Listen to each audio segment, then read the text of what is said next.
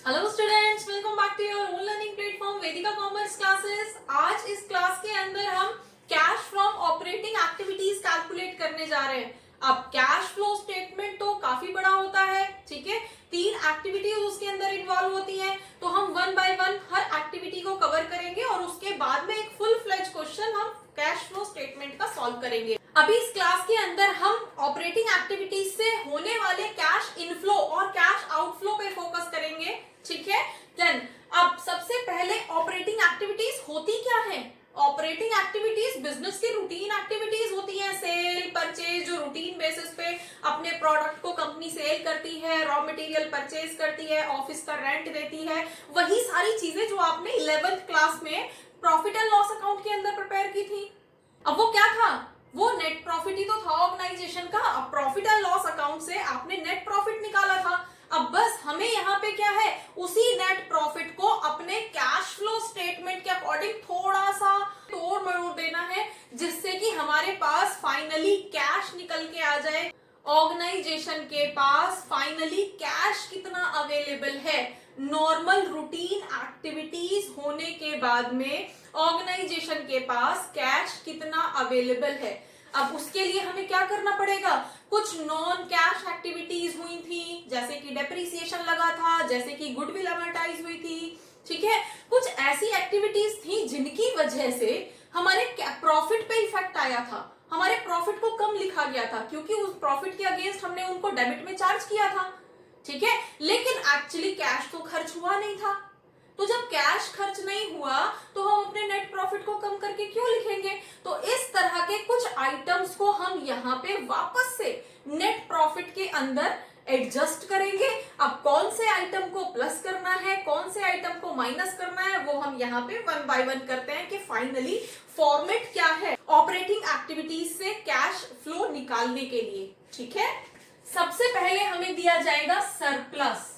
अब ये तो क्वेश्चन के अंदर दिया जाएगा, ठीक है। कई बार 2 इयर्स का दिया जाएगा तो प्रीवियस ईयर और करंट ईयर का डिफरेंस निकाल के आप यहाँ पे लिख दोगे, और अगर एक ही ईयर का दिया है तो सिंपली वही लिख दोगे, ठीक है ना। अब सरप्लस से हमें यहाँ पे कैश फ्रॉम ऑपरेटिंग एक्टिविटीज तक पहुंचना है, तो बीच में क्या क्या हर्डल्स आएंगी, बीच में क्या क्या स्टेजेस आएंगी, उनको हम यहाँ पे पढ़ते हैं। अगर हमें क्वेश्चन सरप्लस के नाम से दिया गया है, इसका मतलब है कि इसमें जर्नल रिजर्व और डिविडेंड की एडजस्टमेंट भी करनी है, ठीक है। और यही चीज अगर हमें नेट प्रॉफिट के नाम से दिया जाता तो हमें डिविडेंड और रिजर्व की एडजस्टमेंट नहीं करनी पड़ती, फिर हम सीधे टैक्स की एडजस्टमेंट करते, ठीक है। लेकिन क्वेश्चन जो है सरप्लस के नाम से है, तो हमें वापस से डिविडेंड पेड, अब डिविडेंड जो भी इस ईयर के अंदर दिया गया होगा, करंट ईयर की बात कर रहे हैं हम, ठीक है। तो करंट ईयर में जो भी डिविडेंड पेड होगा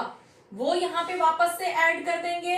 देन हमारे पास जो भी जर्नल रिजर्व मेंटेन किया गया होगा, अब जर्नल रिजर्व क्वेश्चन के अंदर बोला जाएगा, अगर मेंटेन हुआ है तो यहाँ पे वापस से प्लस कर देना। अब इनका मतलब क्या है कि नेट प्रॉफिट में ये चीजें माइनस हो गई थी। अब माइनस होके गई कहाँ? हमारे पास ही तो है कैश, तो कैश का स्टेटमेंट निकाल रहे हैं ना, हम कोई बैलेंस शीट तो निकालने नहीं जा रहे कि एसेट और लायबिलिटी का यहाँ पे हिसाब लगाएंगे।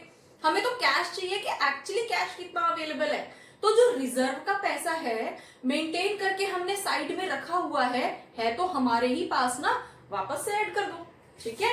देन हमने ड्यूरिंग द ईयर जो भी टैक्स के लिए प्रपोजल बनाया होगा, प्रपोज्ड, ठीक है, tax proposed for current year only, current year का प्रपोज्ड है यहाँ पे, प्रीवियस ईयर का नहीं है और ना ही पेड है, ठीक है।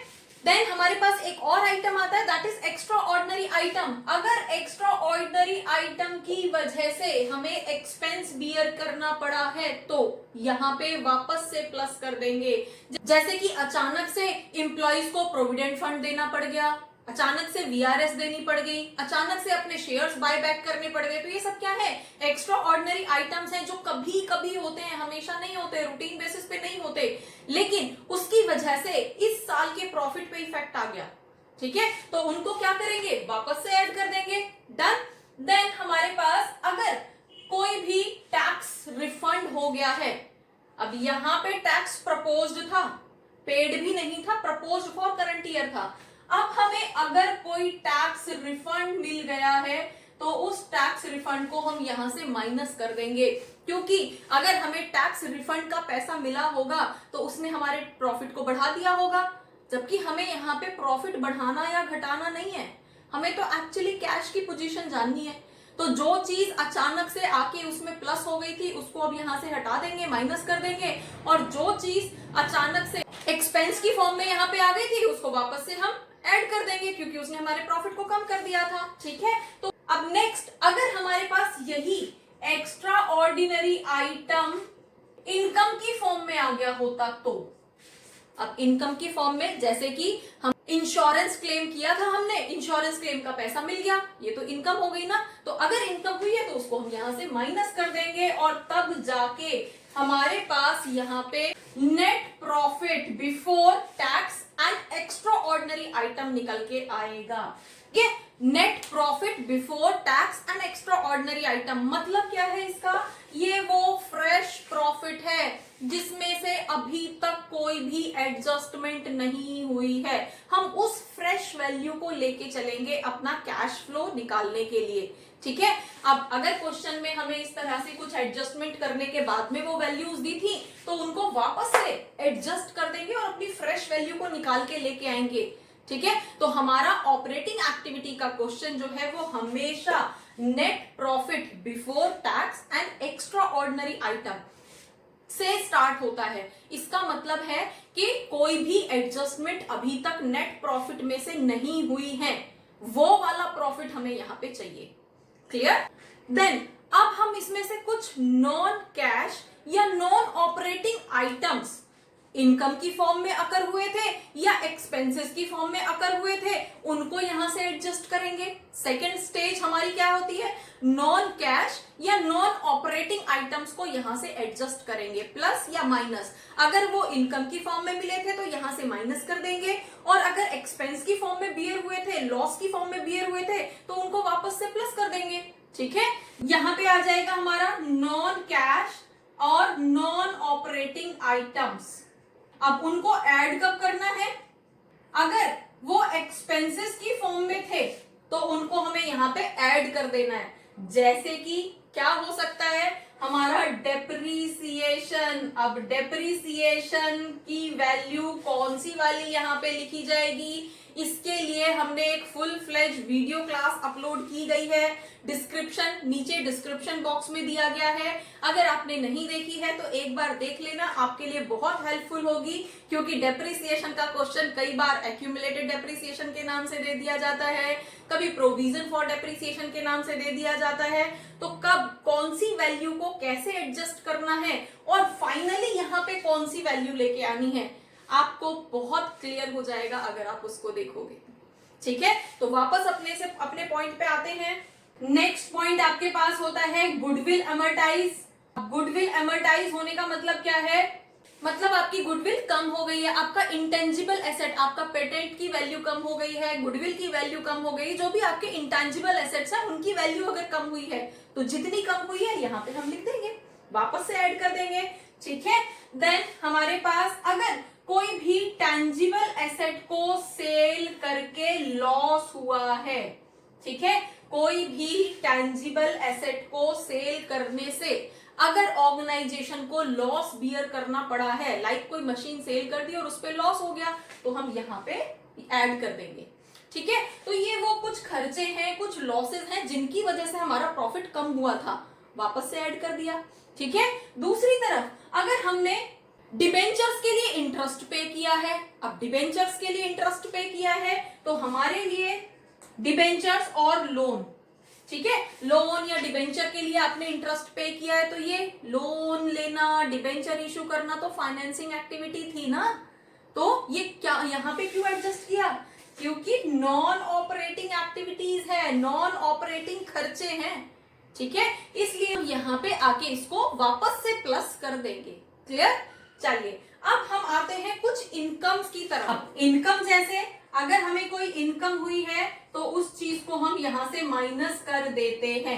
अब इनकम क्या हो सकती है, जैसे यहाँ पे लॉस हुआ था, इधर प्रॉफिट हो सकता है, कोई एसेट आपने सेल किया और उसकी वजह से आपको प्रॉफिट हुआ था, तो प्रॉफिट की वजह से नेट प्रॉफिट इंक्रीज हो गया था, उसको वापस लेवल में लेके आना है तो माइनस करना पड़ेगा, ठीक, जिससे कि हमारे पास यहाँ पे जो कैश आए वो कैश फ्रेश हो, जिसमें हमारी कोई भी नॉन ऑपरेटिंग एक्टिविटीज ना हो, जिसमें हमारी कोई नॉन कैश एक्टिविटीज ना हो, फ्रेश प्रॉफिट जो हमारा सिर्फ और सिर्फ ऑपरेटिंग एक्टिविटीज के थ्रू हुआ हो, वो हमें यहां से चाहिए। क्लियर? तो हमारे पास अब हमें यहां से क्या मिलेगा? Cash from operating activities before working capital change. मतलब अभी ये प्रोसेस कंप्लीट नहीं हुआ है, अभी हम सिर्फ सेकेंड स्टेज पे आए हैं। फर्स्ट स्टेज क्या थी? फर्स्ट स्टेज पे हमने net profit before tax and extraordinary item निकाला था। सेकेंड स्टेज पे आके हमने cash from operating activities but before working capital change निकाला है। मतलब अब वर्किंग कैपिटल चेंज भी हमें यहाँ पे नोटिस करना पड़ेगा। तो थर्ड स्टेज पे आ जाते हैं। यहाँ पे थर्ड स्टेज हमारे लिए क्या रहेगी? तो यहाँ पे बोला जा रहा है वर्किंग कैपिटल चेंज। अब वर्किंग कैपिटल चेंज हमारे पास क्या रहेगा? अगर हमारे एसेट्स डिक्रीज हुए हैं या लाइबिलिटीज इंक्रीज हुई हैं तो उनको हम प्लस कर देंगे। अब एसेट डिक्रीज हुए हैं मतलब हमारे एसेट सेल हुए हैं तभी तो डिक्रीज हुए होंगे, ठीक है। अब सेल होके हमारे पास कैश आ गया, हम यहाँ पे बैलेंस शीट नहीं बना रहे हैं, एसेट लाइबिलिटीज के चक्कर में हमें यहाँ नहीं पढ़ना है, हमें मेनली कैश पता करना है, कैश कितना है। एसेट बिक गया, कैश आ गया हमारे हाथ में, तो हमें तो कैश चाहिए ना, ठीक है। एसेट बिक गया, बिक जाए, डजंट मैटर, कैश आ गया हमारे हाथ में। क्लियर? दूसरी तरफ लाइबिलिटी इंक्रीज होना। अब लाइबिलिटी इंक्रीज होने का मतलब क्या है? जैसे कि आपको कोई पेमेंट करनी थी क्रेडिटर्स की, अब क्रेडिटर्स को अगर आपने पे कर दिया होता तो कैश कम हो गया होता, लेकिन आपने नहीं की, कैश आपका आप ही के पास है ना। अब अगर आप ही के पास है तो कैश तो इंक्रीज हो गया ना, तो प्लस कर दोगे ना उसके अंदर, ठीक है। क्लियर? तो इस तरह से हमारी जो भी एसेट्स और लाइबिलिटीज, एसेट डिक्रीज होंगे या फिर हमारी लाइबिलिटीज इंक्रीज होंगी तो उस केस में हम यहाँ पे उनको प्लस कर देंगे, ठीक है। अब अगेन इसी के जस्ट अपोजिट अगर कोई चीज है तो हम माइनस कर देंगे। जैसे कि अगर हमारे एसेट जो हैं वो इंक्रीज हुए होते या लाइबिलिटी डिक्रीज हुई होती। एसेट इंक्रीज होने का मतलब क्या है? एसेट इंक्रीज होने का मतलब आपने रॉ मटेरियल खरीद लिया, अब रॉ मटेरियल तो आ गया, एसेट तो बढ़ गया, लेकिन कैश तो खर्च हो गया ना, कैश तो खत्म हो गया, कम हो गया, ठीक है। तो कम हो गया तो आपको यहाँ पे माइनस करके दिखाना पड़ेगा। क्लियर? दूसरी तरफ लाइबिलिटी डिक्रीज हो गई। अब लाइबिलिटी आपको क्रेडिटर्स के पे करने थे 10,000 रुपीज, उसमें से आपने 8,000 रुपीज पे कर दिए, तभी तो कम हुई है ना, तभी तो 2,000 बची है, तभी तो कम हुई। अब कम हुई होने का मतलब क्या? आपने पेमेंट कर दी, और पेमेंट कर दी मतलब कैश चला गया, कैश चला गया तो कैश कम हो गया, ठीक है। तो अगर इस तरह की एडजस्टमेंट होती है तो उसको हम यहाँ पे इस तरह से एडजस्ट करते हैं। और याद रखना बच्चे, हम यहाँ पे वर्किंग कैपिटल की बात कर रहे हैं, और वर्किंग कैपिटल का मतलब है करंट एसेट्स और करंट लाइबिलिटीज। कोई भी फिक्स्ड एसेट या फिक्स्ड लाइबिलिटी यहाँ पे नहीं आएगी, सिर्फ और सिर्फ करंट एसेट्स, करंट लाइबिलिटीज की बात कर रहे हैं, ठीक है। वर्किंग कैपिटल के अंदर करंट वाले ही एसेट्स और लाइबिलिटीज आते हैं। क्लियर? चलिए अब हमारे पास यहाँ पे निकल के आएगा cash from operating activities after working capital. Clear? अभी भी प्रॉपर ऑपरेटिंग एक्टिविटी से कैश फ्लो नहीं निकल के आया है, हम थर्ड स्टेज पे पहुंचे हैं। डन? अब इसके अंदर क्या चेंजेस होंगे? अब हमने कोई भी टैक्स पे किया है, हमने यहाँ पे कौन सी वैल्यू ली थी? प्रपोज्ड टैक्स, ठीक है। अब अगर हमने कोई भी टैक्स पे किया है तो टैक्स पेड को हम यहां से माइनस कर देंगे, ठीक है। कोई भी एक्सपेंस हमने यहाँ पे किया है, या फिर अगर हमने कोई भी एक्स्ट्रा ऑर्डिनरी आइटम जो एक्सपेंस की फॉर्म में था हमने बियर किया था, वही वाला आइटम जिसको हमने यहाँ पे प्लस किया है, ठीक है। यहां जिसको हमने प्लस किया है उसको अब यहां लाके माइनस करेंगे, ठीक है। रिवर्स एक्शन होता है। एक्स्ट्रा ऑर्डिनरी आइटम्स को किस तरह से ट्रीट करते हैं इसके लिए भी एक सेपरेट वीडियो अपलोड की गई है एक्स्ट्रा ऑर्डिनरी आइटम्स के नाम से। अगर आपने नहीं देखी है तो देख लेना, आपके लिए बहुत हेल्पफुल होने वाली है, ठीक है, चलिए अब एक्स्ट्रा ऑर्डिनरी अगर एक्सपेंस आपको कुछ हुआ था तो वो आप यहाँ पे माइनस कर देंगे। सेम मैनर में अगर आपको कोई टैक्स रिफंड हुआ था, ठीक है, अब टैक्स रिफंड हुआ था तो प्लस कर दोगे क्योंकि इनकम थी। अब आपको अगेन जो हम यहाँ पे ये चीजें जो हमने यहाँ पे एडजस्ट की थी उनके जस्ट अपोजिट हमें यहाँ पे डाल देनी है, ठीक है। तो अगर हमारी कोई भी एक्स्ट्रा ऑर्डिनरी आइटम की वजह से इनकम हुई थी तो उस इनकम को अब यहाँ पे प्लस कर दोगे। एक्स्ट्रा ऑर्डिनरी आइटम हमेशा 2 बार एडजस्ट होते हैं ऑपरेटिंग एक्टिविटीज के अंदर।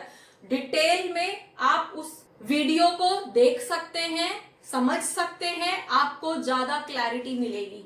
डन। तो अभी हम फिलहाल यहाँ पे सीधे अपने पॉइंट पे आ रहे हैं। तो ये हमारे पास यहाँ पे जो कैश फ्लो आएगा, अब फाइनली हमारे पास जो कैश फ्लो आएगा that would be finally cash flow from operating activities after adjustment of extra ordinary items.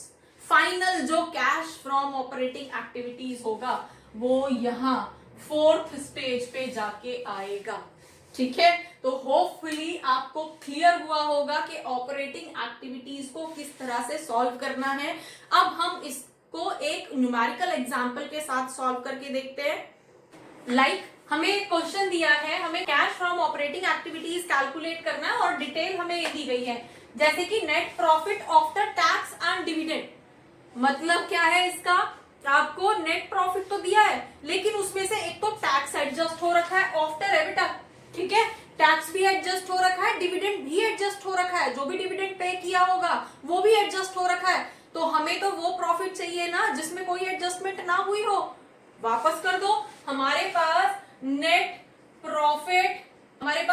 Profit दे रखा है 1,10,000 का, तो उसमें से हमने ऑलरेडी टैक्स और डिविडेंड की वैल्यू को माइनस कर रखा है। तो वापस से ऐड कर देते हैं, वापस से हम जो भी क्लेम कर रखा है उसको वापस से रिवर्स कर देते हैं। तो टैक्स की वैल्यू कितनी थी 50,000 और डिविडेंड लास्ट ईयर का प्रपोज्ड है, पिछले साल का प्रपोज्ड इस साल पेड माना जाएगा। क्वेश्चन में बोला गया हो या ना बोला गया हो, अगर पिछले साल का प्रपोज्ड है, चाहे वो टैक्स है चाहे वो डिविडेंड है, तो इस साल उसको पेड माना जाएगा। मतलब कि ये 50,000 इसमें एडजस्ट हुए होंगे। तो वापस से टैक्स को प्लस कर दो, टैक्स प्रपोजल, और डिविडेंड को, जो भी डिविडेंड पेड था उसको प्लस कर दो। तो 50,000 हमारा टैक्स गया था और 50,000 हमारा डिविडेंड गया था, जिसकी वजह से हमारा प्रॉफिट कम हुआ था। तो हमारे पास फाइनली 2,10,000 रुपीज का प्रॉफिट आ जाएगा।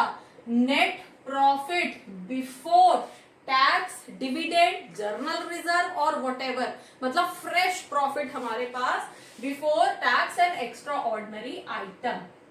क्लियर, जो हमें यहाँ पे चाहिए। अब हम अपने ऑपरेटिंग एक्टिविटीज, मतलब फर्स्ट स्टेज तो हमारी हो गई है, फर्स्ट स्टेज का हमारा आंसर आ गया है। अब हमें नेक्स्ट स्टेज पे क्या करना है, नॉन ऑपरेटिंग और नॉन कैश आइटम्स को एडजस्ट करना है। अगर एक्सपेंस थे तो प्लस कर देंगे और अगर इनकम थी तो माइनस कर देंगे। डन। देन हम क्या करेंगे, नॉन कैश और नॉन ऑपरेटिंग आइटम्स को एडजस्ट करेंगे।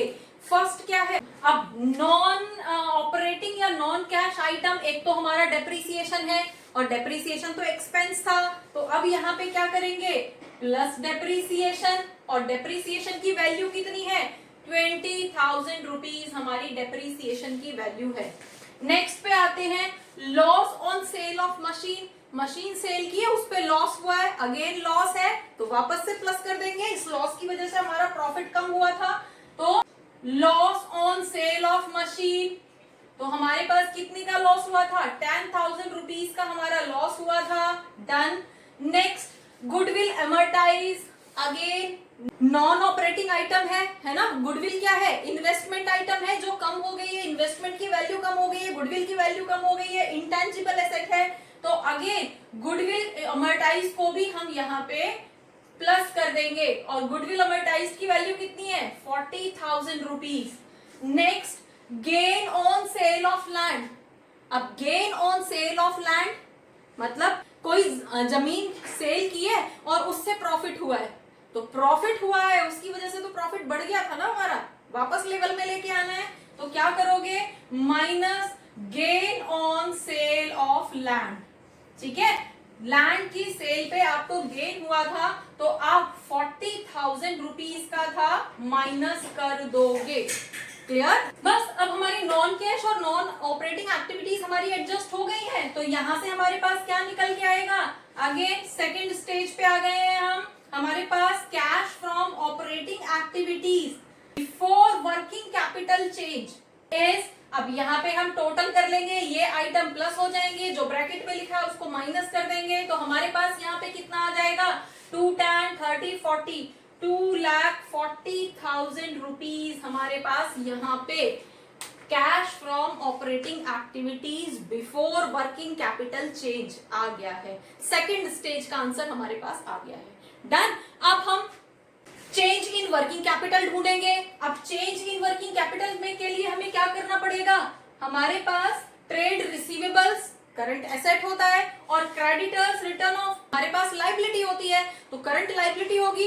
देन हम क्या करेंगे, अगर हमारे पास ट्रेड रिसीवेबल इंक्रीज हो रहे हैं, डेटर्स इंक्रीज हो रहे हैं, क्रेडिट सेल कर दी थी, पैसा नहीं आया, कैश नहीं आया, तो एसेट इंक्रीज हो रहा है, तो हमारा कैश डाउन हो रहा है। ठीक है, और कैश डाउन हो रहा है तो माइनस करेंगे, तो हमारे पास ट्रेड रिसीवेबल इंक्रीज हुआ है, तो हमें यहां से 5,000 रुपीज माइनस करना पड़ेगा। 5,000 रुपए का सामान ब्लॉक हो गया, कैश नहीं आया। डन। दूसरी तरफ creditors return of, creditors return of का मतलब है 2,000 रुपीज के हैं, जो 2,000 रुपए क्रेडिटर्स को पे करने थे, अब नहीं करने, खत्म, सेटल हो गया, तो 2,000 रुपए बच गए हमारे, फायदा हो गया। ठीक है, कैश बच गया, तो हमारे पास यहाँ पे क्रेडिटर्स जो डिक्रीज हुए हैं उनको हम वापस से यहाँ पे आके प्लस कर देंगे। डन। तो यहां से हमारे पास निकल के आएगा cash from operating activities after working capital adjustment. कितनी वैल्यू आएगी, देन हमारे पास 5,000 यहां से माइनस हो गया, 2,37,000 रुपीज की वैल्यू हमारे पास यहाँ पे आएगी। क्या है, third stage, cash from operating activities, cash from operating activities before extra ordinary items and adjustments. अभी तो हमारे पास बची हुई है ना, तो अब हमारे पास क्या बचा है, इनकम टैक्स पेड और इनकम टैक्स रिफंड, दो चीजें बची हुई है, एक्स्ट्रा ऑर्डिनरी आइटम है। अब जो इनकम टैक्स हमने पे किया है उसको यहाँ पे अब माइनस करोगे। डन। अब हमारे पास क्या वैल्यू आएगी, इनकम टैक्स एडजस्टमेंट। अब इनकम टैक्स एडजस्टमेंट मतलब हमारा पेड भी है और रिफंड भी है। 50,000 हमने पे किया था और 40,000 हमारे वापस आ गए, तो एट लास्ट हमने कितना पे किया, 10,000 तो हमारे पास खर्चा आया ना। अब 50 पे किया टोटल, उसमें से 40 हमें वापस से मिल गए, तो एडजस्ट हो गया। अब या तो आप यहीं पे अपना जो भी टैक्स रिफंड हुआ था 50,000 आप यहाँ पे दिखा देते, टैक्स पेड आप यहाँ पे दिखा देते, एडजस्ट हो जाता, तो भी वही वैल्यू होती। तो अब आप क्या करोगे, यहाँ पे 10,000 रुपीज, क्योंकि आपने इनकम टैक्स पे किया है, 50 पे किए थे जिसमें से 40 आए हैं, तो 10,000 का लॉस तो अभी भी हुआ है ना, 10,000 का एक्सपेंस तो आपको बियर करना पड़ा, तो 10,000 रुपीज आप यहाँ से माइनस कर दोगे, और फाइनली 2,27,000 रुपीज जो होंगे वो आपका finally cash from operating activities बोला जाएगा। Cash from operating activities 2,27,000 rupees.